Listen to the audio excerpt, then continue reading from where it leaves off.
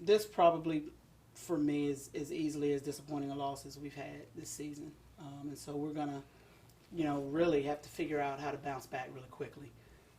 We don't have time to, really be disappointed for too long. But I think we got to give Lander a lot of credit. They're a good basketball team with upperclassmen leadership. They know how to win, and so we changed our game plan. We made some adjustments from game one. We tried manning them in game one. Clearly, that didn't work well. We tried zoning them today. They hit 8 threes. At some point, you just have to give credit to them. I think they played well. And so impressed with their upperclassmen and their senior leadership, just kids who kind of understand what they need in each moment, in each possession. I thought we played hard, and I told our kids I applaud the effort. I've been very few games this season where I've been unhappy with our effort.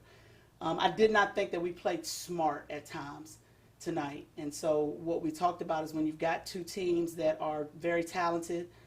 Talent is maybe even at best, and both teams are playing hard. Now you got to figure out what that X factor is going to be that separates you.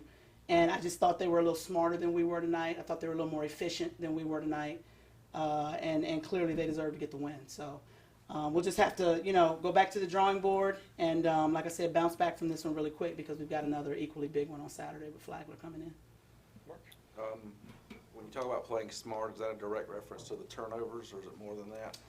I think it was that, but one of the things that disappointed me in the first half, we took 8 threes, we hit 1, and yet I felt like we talked coming into this game about the fact that we needed to attack them more.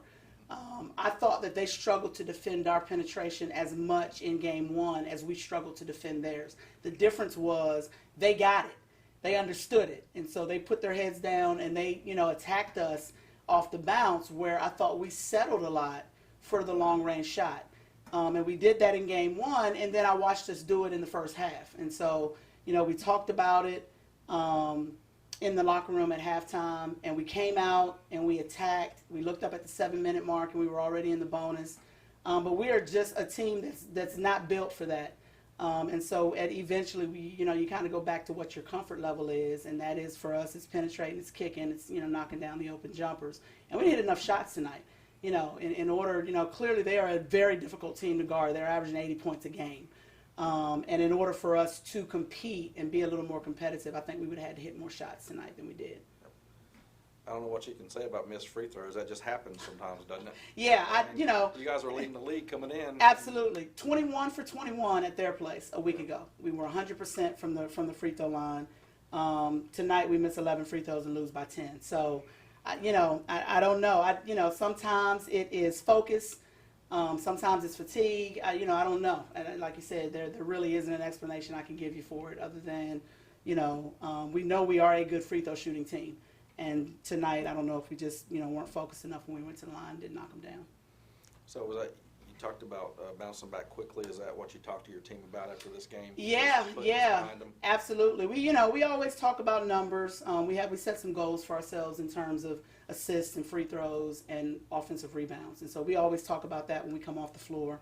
We talked about the fact that we've got to shoot the ball better at home.